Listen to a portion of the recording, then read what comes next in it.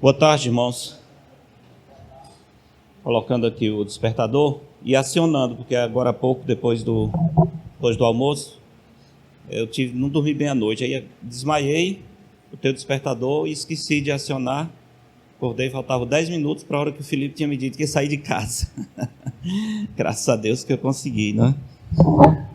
Irmãos, tem sido um tempo muito especial estar com vocês. E eu louvo a Deus por essa oportunidade. Como eu disse antes, não era algo projetado. Talvez se tivéssemos tentado planejar, não tivesse dado certo. Então Deus mesmo fez o planejamento e tudo encaixou perfeitamente. Eu louvo ao Senhor porque desde o dia 12 eu saí de casa. E aí eu saio com agenda de encontros. Muitas vezes tem encontros até no aeroporto. Dessa vez eu tinha uma parada de 4 horas no aeroporto em Brasília. Tinha um casal, rapaz que é filho na fé, e a esposa. Eu liguei para eles antes, vou estar no aeroporto. Sentamos juntos, eles estavam precisando de ajuda, eu nem sabia. Então tivemos 4 horas de aconselhamento e oração. Então saio com uma lista de coisas, querendo aproveitar até a parada no aeroporto para encontrar alguém, se for possível. E todas elas se cumpriram. Esse aqui é o último compromisso formal, vamos dizer. Agora à noite termina a agenda de conferências e encontros. Então, para fechar mesmo, tudo do jeito que foi planejado, eu tenho que estar no avião quarta-feira, às 3 horas da manhã. Se eu tiver quarta-feira, 3 da manhã, embarcando, aí pronto, completou todo o programa, com a graça de Deus, exatamente como foi planejado. Na verdade, melhor, porque até o nosso tempo aqui tem sido muito melhor, mais do que a expectativa que eu tinha, né, de estar com os irmãos. Louvo a Deus, porque o homem faz planos, a resposta certa vem do Senhor. É muito bom quando você planeja e Deus diz assim, é isso mesmo, era isso que você devia fazer, né? Às vezes não acontece, mas dessa vez foi assim, e ainda melhor, agradeço a Deus. E queria... Opa, sumiu aí, não foi? É o cabo. Saiu do ar, como aquelas televisões antigas, é isso. Pronto, voltou. E eu queria também publicamente agradecer o Felipe e a Návina pela oportunidade, pela acolhida. Olha, se vocês quiserem um hotel 5 estrelas para descansar, Hotel Girão, e o preço é excelente também, viu? Obrigado, irmãos, muito bom tempo com vocês, muito bem recebido, e fico muito, muito feliz. Estava falando com a irmã Alexandra, que está em Boa Vista, e é daqui, mandando foto e falando dos irmãos, e ela dando glória a Deus, como eu também, pela vida de vocês. Muito obrigado. Deus continue abençoando vocês ricamente. Meus irmãos, eu queria nessa tarde cumprir o nosso programa de falar um pouco sobre o que é aconselhamento bíblico, dessa vez de modo um pouco mais específico. Falando no almoço hoje com os líderes, estava aconselhando que utilizassem o aconselhamento bíblico como um meio especial para a edificação dessa igreja e inclusive para alcançar outras pessoas. Então pensei que seria útil refletir com um pouco mais de profundidade sobre a natureza do aconselhamento bíblico, para que quando vocês decidirem começar efetivamente um projeto, um ministério de aconselhamento, então possam ter parâmetros bem claros. Esse é a logomarca do Overseers Instruction and Counseling, como vocês podem ver, OIC. Essa é uma organização americana, está presente em mais de 30 países, aconselhamento bíblico. Ela nasceu a partir da ACBC, que é a entidade, vamos dizer, mãe da ABCB aqui no Brasil. Então é uma espécie de braço da ACBC, sendo que o alvo deles é levar o aconselhamento bíblico para países onde não tem. Então eles estão em mais de 30 países, depois podem ver na internet, não temos site nem mídias sociais em português, mas em inglês vocês vão encontrar bastante. E no Brasil começou há pouco tempo, temos 5 instrutores no Brasil, eu sou um deles, tem 2 em Goiânia e tem um no Rio Grande do Sul, tem outro perdido aí, mas tem o pastor Wellington Estrela, que é aqui de Limoeiro, que também nos ajuda. Ele ainda não é formalmente um instrutor da OIC, mas ele já dá esses cursos e está no processo de formalmente tornar-se um instrutor da OIC. Estou dizendo isso porque vocês têm alguém aqui perto que pode, inclusive, desenvolver esse programa. Isso é um programa de 4 módulos. A diferença entre esse programa e a BCB é que não são simplesmente palestras. Tem as palestras, os módulos, mas você tem o que eles chamam projeto de crescimento pessoal entre um módulo e outro. Por exemplo, entre o módulo 1 e o módulo 2, se você quer ir para o módulo 2, você precisa ler o livro Instrumentos nas Mãos do Redentor, do Paul Tripp, que é uma obra excelente. Precisa fazer uma pequena resenha do livro, e tem umas tarefas, coisas nada demais, mas tarefas que acompanham até você completar os 4 módulos, e aí poder estar, vamos dizer assim, oficialmente apto para o aconselhamento. Não é fora de cogitação pensar em iniciar um núcleo desse programa aqui, talvez com o pastor Wellington. Eu passando pelo Ceará posso vir. Inicialmente um professor resolve, depois vai precisar um pouco mais, mas a gente consegue ajudar os irmãos. Talvez fazer daqui o centro para as igrejas aqui na região e marcar esses encontros uma vez por ano, 2 vezes por ano, e assim poder completar o programa, tá bom? Estou só querendo mostrar isso para vocês. Recordando o que eu dei no primeira noite, os fundamentos, né? Lembra esse versículo, Romanos 15, 14? Certo estou, meus irmãos, sim, eu mesmo, a vosso respeito, de que estáis possuídos de bondade, cheios de todo conhecimento, aptos para vos admoestardes uns aos outros. Foi esse versículo, inclusive, que deu a inspiração para o autor Paul Tripp produzir o livro Instrumentos nas Mãos do Redentor, que é uma obra excelente para a base do aconselhamento. Habite ricamente em vós a palavra de Cristo, instruí-vos e aconselhai-vos mutuamente. É uma ordem bíblica. Nós devemos aconselhar uns aos outros. Não temos que esperar pelo pastor, pelo diácono. Não temos que fazer como um irmão que a igreja estava reunida e na hora do almoço o pastor pediu para o irmão orar. E ele disse: não, senhor, ore o senhor que é mais aprumado e ganha para isso. Então não vão pensar nisso, tá certo? Quem ganha para isso é o pastor, então que ele faça. Tem absolutamente nada a ver. Aconselhamento bíblico é para todos os membros do corpo de Cristo. Isso quer dizer que todas as situações que você vai enfrentar no aconselhamento bíblico são simples? Não, existem situações mais complexas que muito provavelmente você precisará da ajuda de alguém mais experiente, de alguém que tem mais tempo em aconselhamento, de um pastor, enfim. Mas nenhum de nós é incapaz de servir ao corpo de Cristo por meio do aconselhamento, tá bem? Tanto que essa é uma ordem do apóstolo Paulo. Lembre disso, né? Paulo está se dirigindo a todos os cristãos e nós podemos concluir que esse é um ministério do corpo de Cristo.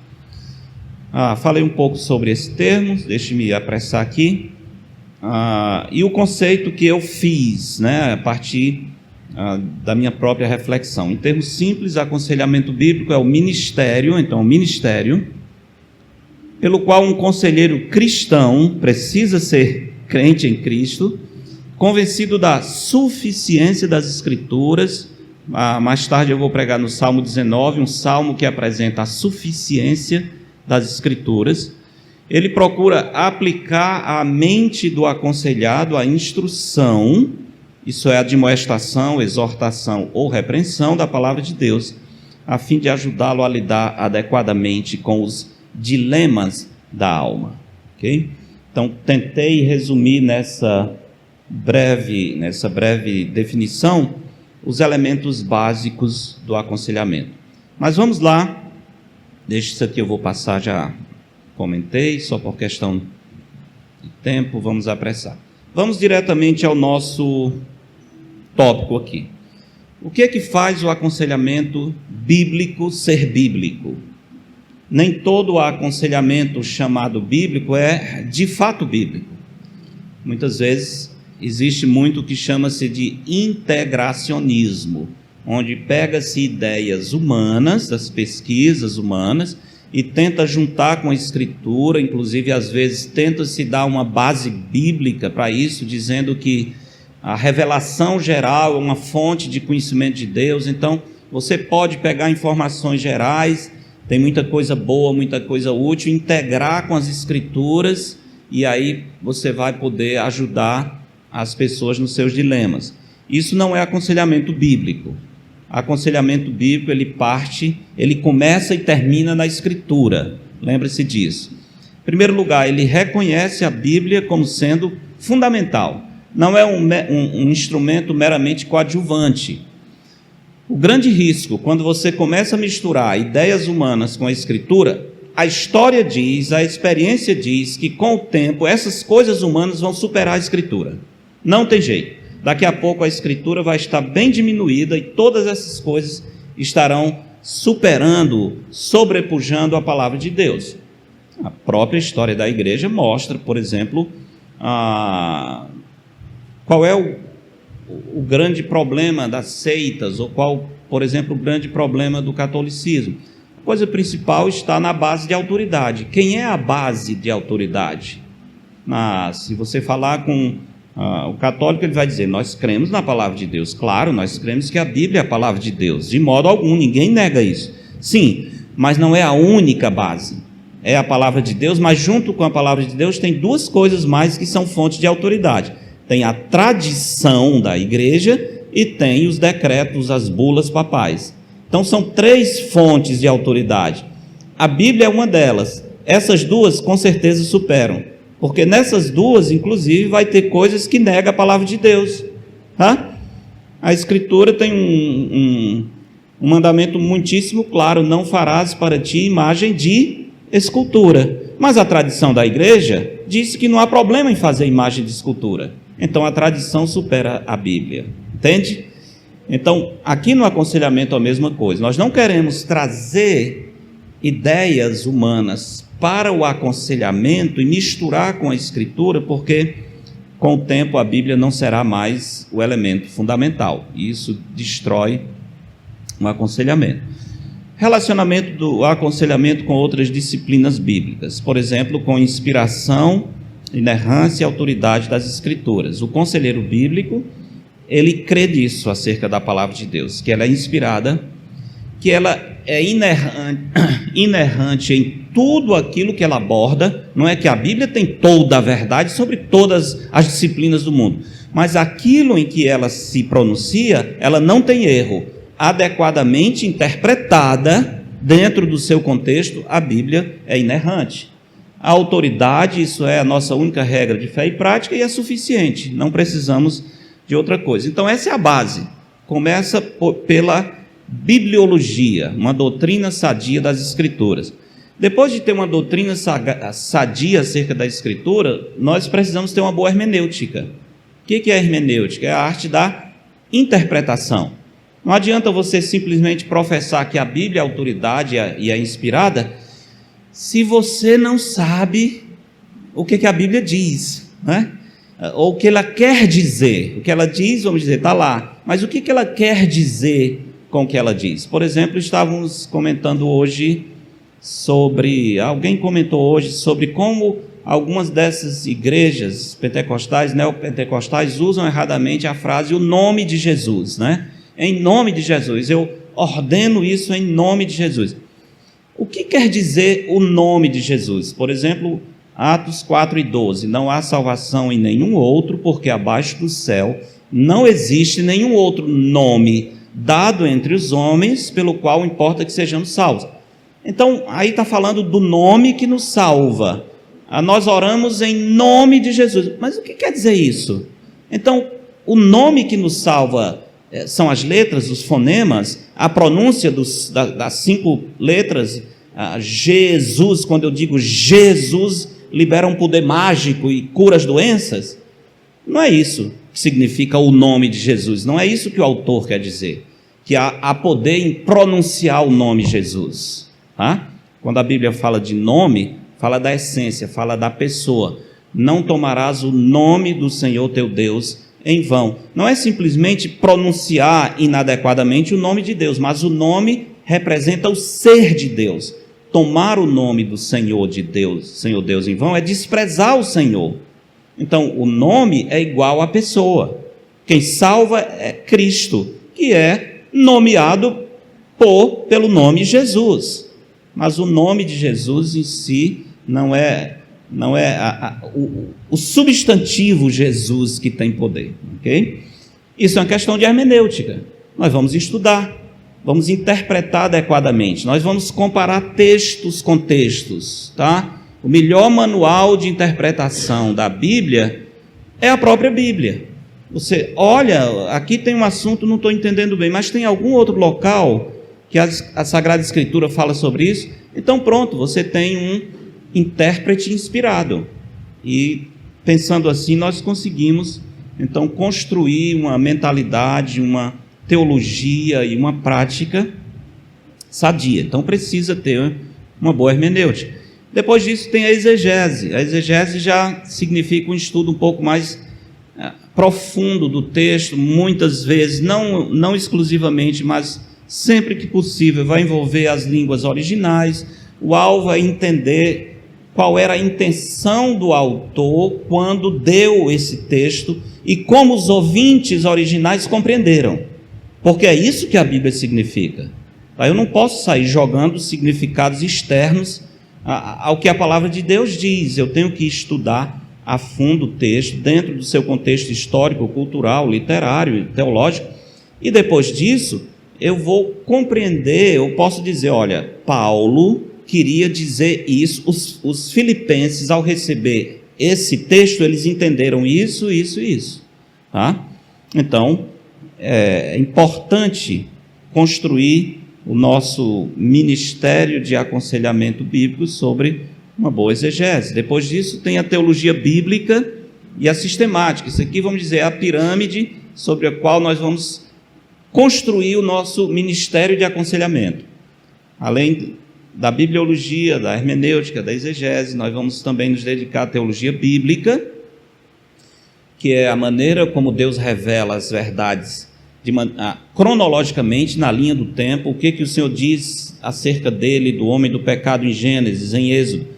Aquela coisa diacrônica, né? Você vai tirando os elementos conforme eles aparecem na Escritura. Isso é teologia bíblica. Mas tem a teologia sistemática. O que é teologia sistemática? Pronto, eu trouxe uma para vocês aí, do John MacArthur. Não foi aquele livrinho de bolso de 1.200 páginas. Aquilo chama teologia sistemática. A Bíblia não tem teologia sistemática, ela tem teologia assistemática. Nós é que sistematizamos, estudamos os textos, reunimos, por isso chama-se teologia sistemática. Por exemplo, vai ter um capítulo lá sobre o homem, antropologia. O propósito daquele capítulo é reunir todas as informações bíblicas, classificar em subtópicos e nos dar assim um pacote completo sobre o que a Bíblia diz acerca do homem. Entende? Isso é que é teologia sistemática. Então, só depois disso é que nós temos a teologia prática, que é onde está o aconselhamento. Então, o aconselhamento é o topo dessa pirâmide, porque cai dentro da teologia prática, que para ser boa ela tem que depender, estar sustentada sobre esses degraus abaixo. Algumas implicações importantes aqui. O aconselhamento, que está lá no número 5, só será bíblico se, pela atenção dada aos passos 1 a 4, a Bíblia possuir controle ativo e funcional no processo do discipulado. Ok?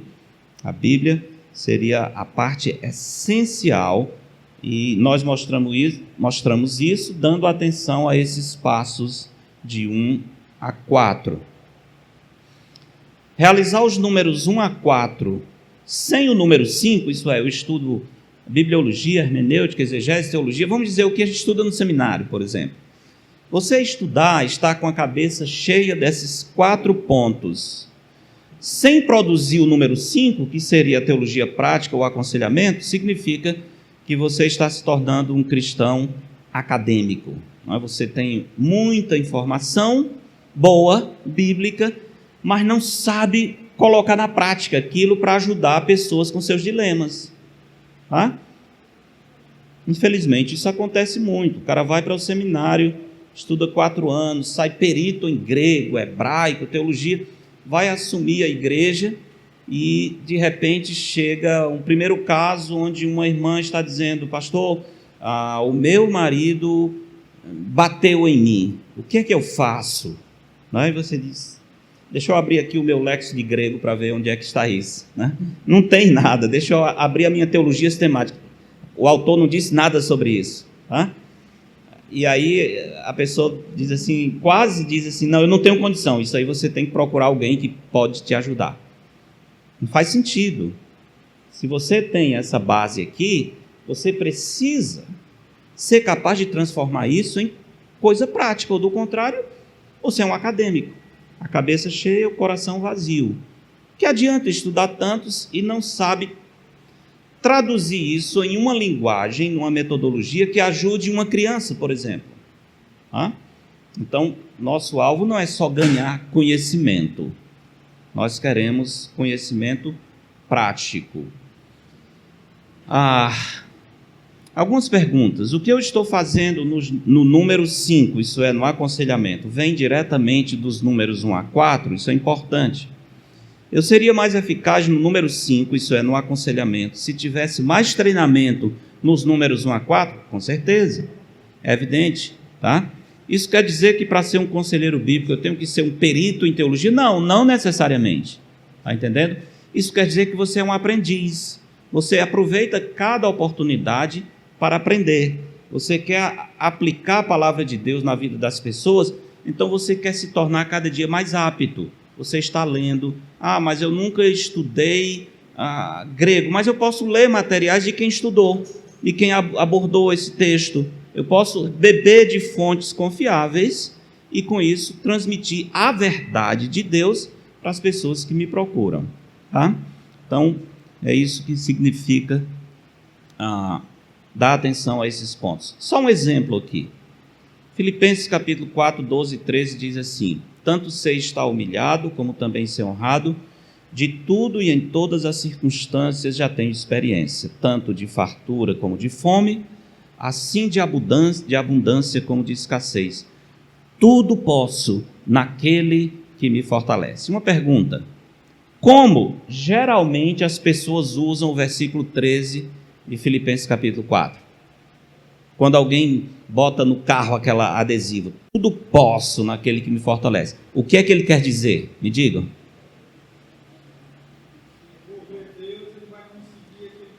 Isso, é a ideia de, olha, vai dar certo, né? Criou-se essa frase agora há algum tempo. A gente tem umas manias, acho que se eu fosse para o psicólogo eu ia dizer que eu tinha um toque.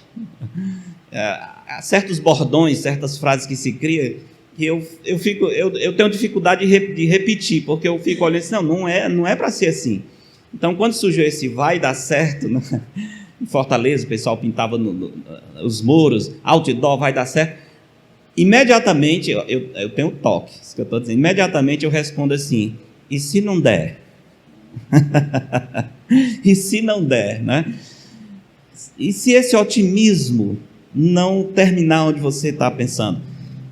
Claro, eu confio no Senhor, eu sei que para nós os cristãos finalmente vai dar certo, sim, mas não é isso que a frase quer dizer o seguinte: tudo posso naquele que me... Não se preocupa não, fé na vida, fé no homem, fé no que virá, nós vamos conseguir, no final vai dar tudo certo. Às vezes não dá, né? Às vezes não dá.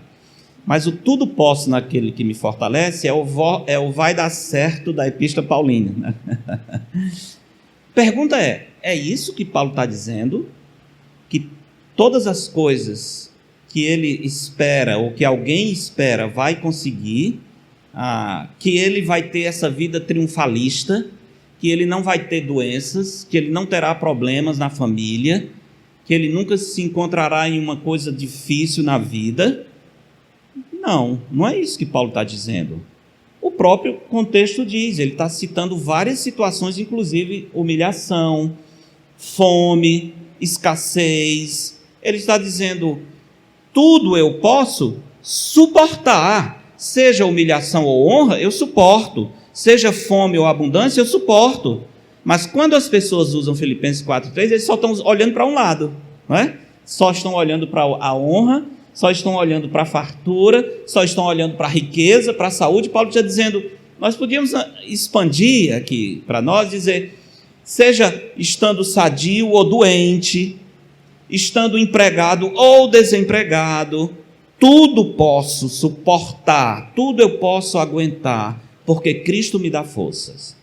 Esse é o significado do texto.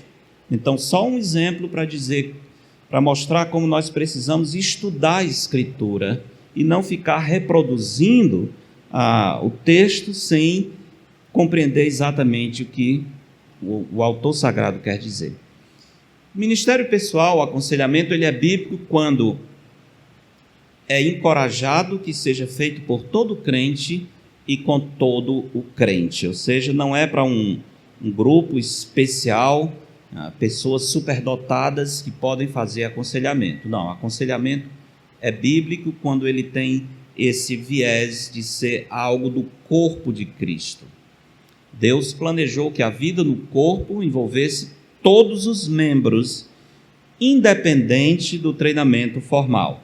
Gálatas 6:1, abra lá na sua Bíblia, Gálatas 6:1.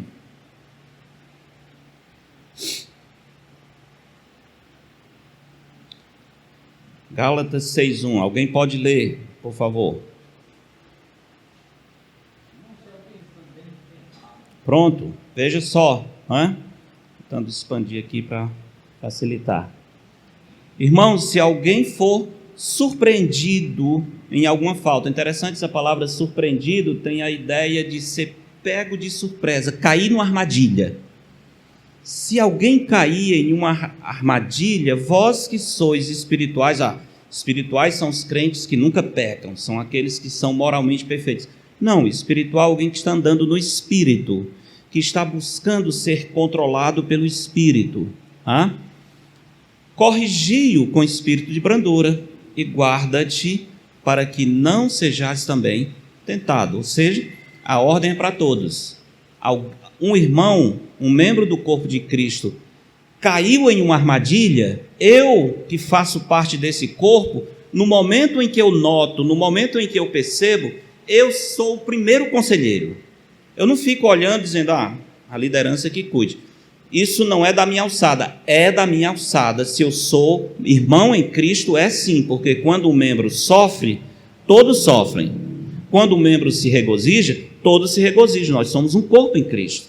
Então, eu não posso olhar e dizer, não, eu não vou me meter na vida do irmão. Quem não quer ter pessoas participando da sua vida, não pode ser do corpo de Cristo. Porque se você não quer nenhum irmão participando, exortando, admoestando, você está dizendo que não quer ter a conexão real com esse corpo. E a Bíblia diz que nós devemos fazer isso. Então, o aconselhamento, uma das características é esse, o verdadeiro aconselhamento bíblico é algo do corpo. Ele é motivado e estimulado pelo amor de Cristo. O amor de Cristo. 2 Coríntios 5,14 diz, pois o amor de Cristo nos constrange. Então, por amor ao Senhor, nós queremos participar da vida uns dos outros. Nós queremos corrigir com espírito de brandura. No ministério, relacionamento é tudo. Ou seja, nós não vamos ficar distantes uns dos outros. Isso impede o ministério de aconselhamento. Alguém precisa iniciar a obra de redenção. Temos o caso de Cristo, que fez isso para nos servir. No ministério, a motivação é importante. Por que nós participamos na vida uns dos outros? Porque nós amamos bastante para corrigir. É porque o amor de Cristo nos constrange. O amor de Cristo nos dá amor suficiente para um irmão, para que nós possamos exortá-lo. Isso é expressão de amor. O mundo tem um conceito de amor completamente contrário. Às vezes a nossa ideia é, não, se eu amo esse irmão, se é um irmão que é um amigo, aí eu não vou falar nada, senão ele vai ficar chateado. Isso é exatamente o contrário. Se é um amigo, se é alguém que eu amo, eu vou me apressar em ajudá-lo, em exortá-lo e dizer, irmão, cuidado, você está indo por um caminho que termina em um abismo. Ah, mas se eu falar isso, o irmão vai ficar chateado. É melhor que ele fique, é melhor até que perca o amigo, mas não deixe de exortar quando você nota que o pecado está tomando conta do coração de alguém. Tá certo? Então lembre-se disso, o amor de Cristo nos motiva a fazer isso. Eu gosto de ilustrar muito isso com esse casal, Francis e Edith Schaeffer. Não sei se já ouviram falar deles, mas para mim esse é um casal exemplo. Para mim, em termos de apologética bíblica no século XX, esse foi o maior, Francis Schaeffer. Se não conhece, esse é um livro dele, Verdadeira Espiritualidade. Estou colocando isso simplesmente porque um dos ministérios, o ministério marcante desse casal, na Suíça, nos Alpes suíços, em um local que ele chamava de L'Abri, o abrigo. Depois da Segunda Guerra, ele se tornou missionário na Europa, tentando levar a esperança do Evangelho para aquela geração desesperada depois da Segunda Guerra Mundial, principalmente jovens, quando inicia a onda hippie, as drogas, sexo livre, todo aquele desespero que bateu na Europa como o vácuo da Segunda Guerra. Então, depois disso, ele se tornou missionário e ele criou esse acampamento na Suíça e ele trazia pessoas, ele recebia pessoas, especialmente jovens, que estavam nas universidades, estudando filosofia, desesperados, usando droga, jovens grávidas. Ele recebia essas pessoas na sua casa, no seu acampamento, para conversar sobre o Evangelho. E ele recebia todo tipo de pessoa, né? Um relato da Edith, ela tem um livro sobre família, é muito interessante, e ela diz que a toalha da mesa, as toalhas que eles cobriam a mesa, era cheia de buraco, porque muitas vezes esses jovens sentavam fumando e apagavam o cigarro na toalha da mesa dela, né? Meu Deus, não quero ninguém que fuma entrando na minha casa. Eles recebiam jovens grávidas, essas pessoas. O impacto era muito grande, irmãos, porque em primeiro lugar ele dizia, nós temos que usar a linguagem do amor, claro que comunicamos, mas a gente tem que mostrar que o amor de Cristo realmente faz diferença. Enfim, a motivação do amor. Um outro aspecto do verdadeiro aconselhamento bíblico é que ele foca no relacionamento com Cristo e não apenas nos problemas. Falamos sobre isso. O maior erro do conselheiro bíblico é tentar resolver problemas. Esse não é o alvo. O nosso alvo é ajudar essa pessoa a crescer em Cristo. Claro, ele tem um problema. Esse problema está impedindo que ele cresça na graça do Senhor. Esse problema talvez não só o fez estacionar, mas está levando de volta. Então nós queremos ajudá-lo a mudar biblicamente para que ele volte aos trilhos. Mas a grande questão é que nós ficamos olhando o comportamento sem entender a origem de onde vem esse mau comportamento. Então a gente não concentra no problema, a gente concentra no coração, tá? Não queremos simplesmente ver pessoas bem comportadas, nós queremos ver pessoas mudadas, maduras, crescendo em Jesus Cristo, que sejam capazes de enfrentar essa depressão, essa ansiedade ou qualquer outro problema que venha, usando a base da Escritura, tá certo? Então esse é o alvo, foi assim que Jesus agiu e é dessa forma que nós devemos agir. Se tudo o que fizermos for examinar ou resolver problemas, o cristianismo torna-se uma espécie de shopping center de soluções de problemas e o ministério pessoal torna-se behaviorismo. E não é isso que nós queremos. A mudança real ocorre quando as pessoas aprendem a entender a si mesmas e aos seus problemas no contexto de um relacionamento vital com Cristo. Eu estou enfrentando uma grande luta, estou enfrentando crises de ansiedade, estou com pânico, estou com toque, né, como se fala. Está aqui eu e os meus problemas. Se eu colocar Cristo nessa equação, que diferença isso vai fazer? Então, essa é a ideia. Você vai examinar você, o seu contexto, dentro desse relacionamento com Cristo. E para eu colocar Cristo nessa equação, eu vou para a Escritura. O que o Senhor Jesus já disse sobre isso? O que a palavra de Deus espera que eu pense e faça nessa situação por causa de Cristo? Então, esse é o alvo. Queremos colocar o Senhor no contexto da identidade pessoal e também das dificuldades que a pessoa enfrenta. O outro aspecto é que a instrução se origina na Bíblia, né? O aconselhamento bíblico tem sua instrução diretamente da Bíblia. Esse requisito demonstra o compromisso do crente conselheiro com a suficiência das Escrituras. O primeiro lugar para onde eu corro é para as Escrituras. Tá? Pedro diz na sua segunda epístola, capítulo 1, verso 3, visto como pelo seu divino poder nos têm sido doadas todas as coisas que conduzem à vida e à piedade.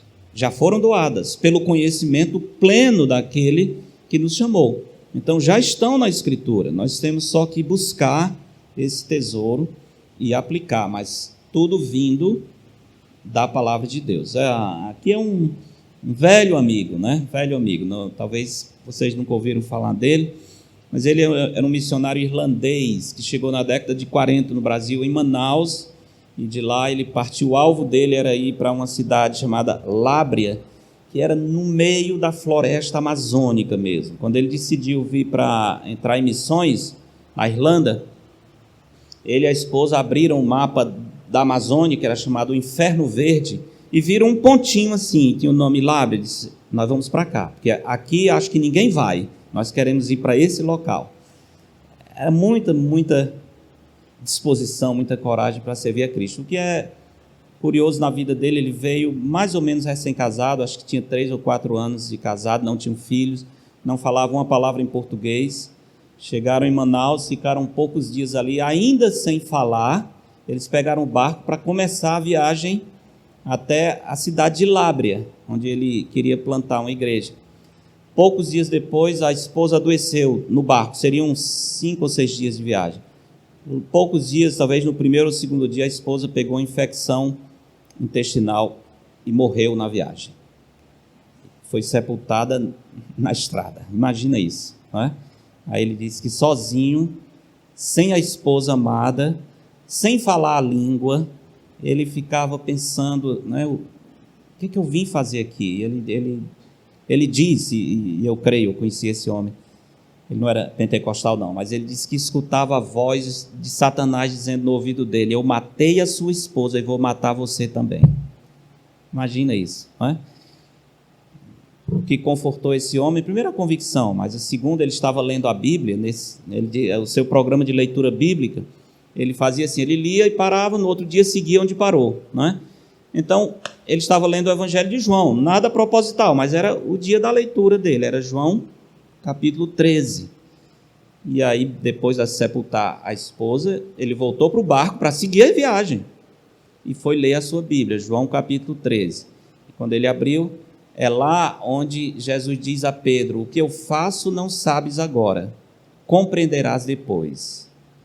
E ele conta que quando ele abriu a Bíblia, esse versículo, as letras ficaram grandes e sobre as 2 páginas da Bíblia, assim, como se alguém tivesse apagado tudo e deixado só aquele versículo, né? Ele olhou, fechou, abriu de novo, voltou ao normal. Ele disse, foram coisas assim incríveis naquele tempo que eu nunca podia imaginar que Deus estava fazendo. Deus é poderoso para fazer infinitamente mais do que tudo quanto pedimos ou pensamos. Mas estou dizendo tudo isso para recordar esse conselho que ele me dava. Ele me dava. Ele 2 vezes fez conferência em Juazeiro quando eu era pastor, a gente ficava até altas horas conversando. Eu queria aproveitar cada minuto para aprender com esse homem. E ele sempre dizia assim: irmão, quando alguém lhe disser alguma coisa, você pergunte logo qual é o capítulo e versículo. Sabe o que ele quer dizer com isso, né? Qual é o capítulo e versículo? Ou seja, se não tem capítulo e versículo, não aceite, porque não vem da Escritura. Então, qual é o capítulo e versículo? Não, tem que mostrar capítulo e versículo, porque aí eu estou vendo que é algo que vem da Bíblia. Frederico O. Nem disse o nome, né? Frederico O. Existe a história dele contada no Facebook por a missão irlandesa fez e conta um pouco a história dele. Então, se botar no Facebook, talvez você encontre. Frederico O. Eu acho não, você encontra com certeza e essa história lá. Ele resumindo, né? Bom, vou resumir mesmo, porque ele morreu no Brasil, foi anos, né? Ele plantou uma igreja lá naquela cidade, depois de muitas lutas. Hoje é a maior igreja naquela região, uma escola imensa. Hoje ele foi considerado cidadão, foi dado o título de cidadão da cidade. Ele casou depois de anos com uma brasileira, teve 2 filhos, veio para Manaus, fundou um seminário, fundou uma missão para alcançar a Amazônia, fundou uma grande igreja, chama Igreja Hebron, e aliás eu tenho pregado algumas vezes lá. E até hoje o nome desse homem daquela região, quando se fala Frederico O, poucos crentes não conhecem esse missionário. Um grande homem profundo na Escritura. Uma pergunta: onde está na Bíblia? Né? Sempre devemos perguntar onde essas coisas surgem. Outra pergunta é: esse conceito se origina na Bíblia? Às vezes você não tem, vamos dizer, a frase não está lá. Você não pode abrir um texto diretamente, por exemplo, para tratar uma pessoa que está com síndrome de pânico. Não tem um versículo sobre, olha, síndrome de pânico é isso. Mas você tem um conceito bíblico que você tira da Escritura e aplica àquela situação. Então, procura o que está na Bíblia e procura o conceito para aplicar. Cuidado com ideias baseadas na psicologia que são reformadas para parecerem bíblicas. Tá? E alguns exemplos, não quero me demorar nisso, mas quase todas essas coisas, teorias de aprendizagem, inventários, testes de temperamento, avaliação disso e daquilo para... Às vezes você vai trabalhar numa empresa e tem que fazer um teste de personalidade para saber onde é... 100%, quase 100% disso vem de fundamentações não bíblicas, na verdade contrárias às Escrituras. Então, tenha cuidado com essas coisas, tá? Volte para a Escritura. Qual o perigo de usarmos essas coisas que não são da Bíblia e trazer para o nosso aconselhamento? Bom, tem algumas coisas. Primeiro, elas desviam nossa atenção do estudo da palavra de Deus. Daqui a pouco você está estudando mais esses homens, essas ideias, do que a palavra de Deus. É como se você olha para a Bíblia e diz: mas parece que é tão pouco, eu vou atrás de Freud, de Adler, de Rogers, sei lá quem, né? E de lá tem coisas mais atuais que podem se aplicar a essa situação. Mas tem coisas contrárias às Escrituras e tem o fermento também lá contaminando a verdade. Como falei da outra vez, eles vão dizer para você ouvir o seu coração, né? E a Bíblia diz que você não deve ouvir o seu coração. Eu gosto de Salmo 42, abra lá. Salmo 42, veja como é interessante o modo como o salmista aborda essa situação. Salmo 42, bom, é um salmo onde Davi fala da sua tristeza, ele está abatido. Como suspira a costa pelas correntes das águas, assim por ti, ó Deus, suspira a minha alma. A minha alma tem sede de Deus, do Deus vivo. Quando irei e me verei perante a face de Deus? As minhas lágrimas, e ele começa a falar do dilema, é um tempo muito difícil. As minhas lágrimas têm sido o meu alimento dia e noite. Davi estava passando por um tempo de grande provação. Enquanto me dizem continuamente: o teu Deus onde está? Olha isso. Além da provação pesada, ainda tem aqueles que estão dizendo: sim, tu serve a Deus, por que você está enfrentando isso? Imagina isso, né? A voz do inimigo mesmo querendo afundar o servo de Deus. Onde está o teu Deus? Se ele é bom e poderoso, por que ele permite esse tipo de coisa? Lembro-me destas coisas e dentro de mim se me derrama a alma, de como passava eu com a multidão de povo e os guiava em procissão à casa de Deus, entre gritos de alegria e louvor, multidão em festa. Davi disse: poxa vida, eu já vivi um tempo tão alegre de louvar o Senhor, de servir, e quando eu lembro disso, eu fico muito abatido, porque é como se o melhor tivesse passado, é como se todo o bem da vida já fosse uma mera lembrança. Então, verso 5, ele para, né? Isso aqui chama-se autoconfrontação. Davi a ideia é essa, ele está ficando triste, ele diz: poxa, eu já vivi tempos melhores, agora eu estou assim. Aí é como se ele parasse assim, numa certa altura e perguntasse: faz sentido isso, esse sentimento depressivo, de abatimento? Ele para e diz: por que estás abatida, ó minha alma? Por que te perturbas dentro de mim? Espera em Deus, pois ainda o louvarei, a Ele meu auxílio e Deus meu. Davi não está ouvindo o seu coração, ele está falando para o seu coração. Notaram? Se ele estivesse ouvindo o seu coração, ele ia se afundando cada vez mais. Ele para, como quem diz assim: ei, que história é essa? Davi, por que você está assim? O seu Deus deixou de existir? Por que você está tão abatido? Não, espera em Deus, não é? Isso chama-se falar o coração e não ouvir o coração. É muito importante isso, tá? Às vezes nós ficamos curtindo a nossa tristeza, lambendo as feridas, coletando as lágrimas, como se Deus não existisse, ou como se Deus não estivesse olhando e não estivesse envolvido na nossa história. Gosto muito da história de Lutero. Um momento, Lutero tinha grandes crises de depressão. Grandes homens de Deus tinham crises de tristeza profunda. Spurgeon, por exemplo, tem um livro chamado A Depressão de Spurgeon. Sofria muito. Lutero, grande teólogo, ele também tinha tempos em que ele ficava assim, arrasado, trancado dentro do quarto, sem querer levantar. Parece incrível, né? Um teólogo com tanto conhecimento de Deus, um homem que marcou a história, passava por essas ondas de tristeza, mas todos os homens passam por isso. E certa vez a esposa entrou, né? Eu gosto dessa ilustração, porque disse que ele estava num daqueles dias acabado, abatido, deitado, sem querer sair de casa. A esposa entrou no quarto, toda vestida de preto, como quem vai para um enterro. E ele olhou para ela e perguntou: quem morreu? Ela disse: você não ouviu? Disse: não ouvi. Quem foi que morreu? Ela disse: Deus morreu. Ele olhou para ela e disse: você é louca, Deus não morre.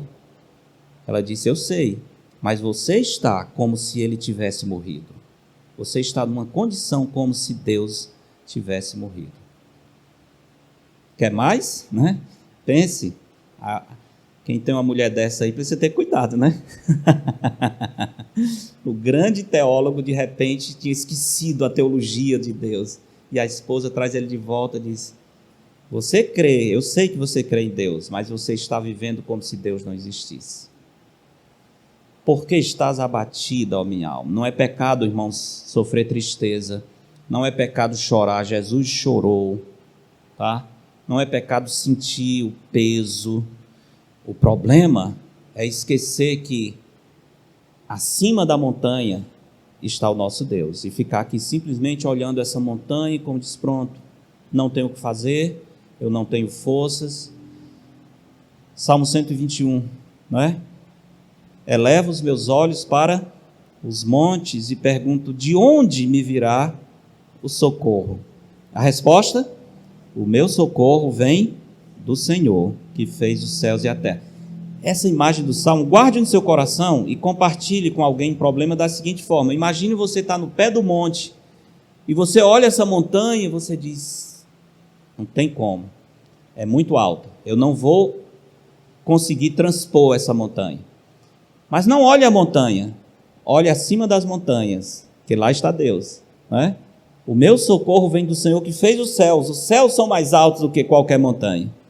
E aí você tem a fonte real, funcional e poderosa para a sua luta.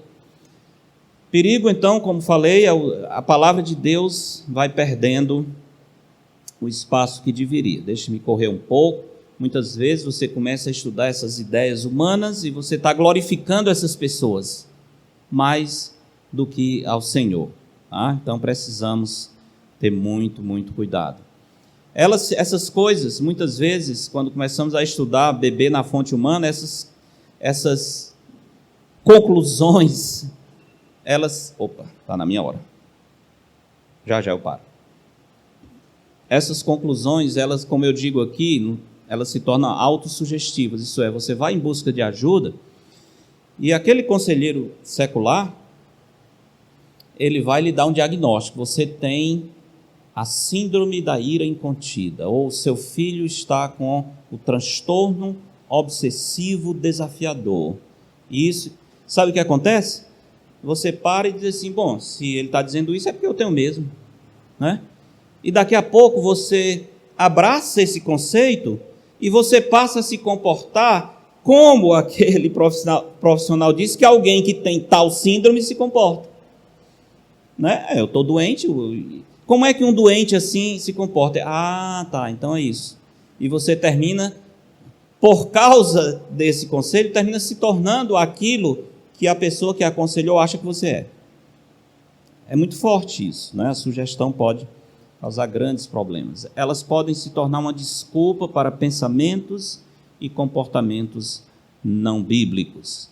Também pode se tornar base para decisões antibíblicas, porque você está recebendo orientação que não vem da palavra de Deus. Ministério pessoal é bíblico quando é baseado em hermenêutica correta, exegese cuidadosa, teologia sólida e saudável, né? E sempre vai buscar na Escritura a fonte. Tá? Aconselhamento bíblico é bíblico quando as suas prescrições reforçam disciplinas bíblicas. Isso é aquilo que você espera que o aconselhado faça. Os projetos de crescimento pessoal ou tarefas que você dá, elas desenvolvem esperança bíblica, atribuem responsabilidade pelas mudanças e demonstram a seriedade do relacionamento de formação de discípulo. Às vezes você encontra pessoas, tenho encontrado alguns que dizem assim, olha, eu estou enfrentando tal problema. Vamos imaginar um homem que está enfrentando luta com pornografia. Esse é um grande problema, meus irmãos, hoje, um grande problema, muito mais do que a gente pensa. E não é só com os homens do mundo, não.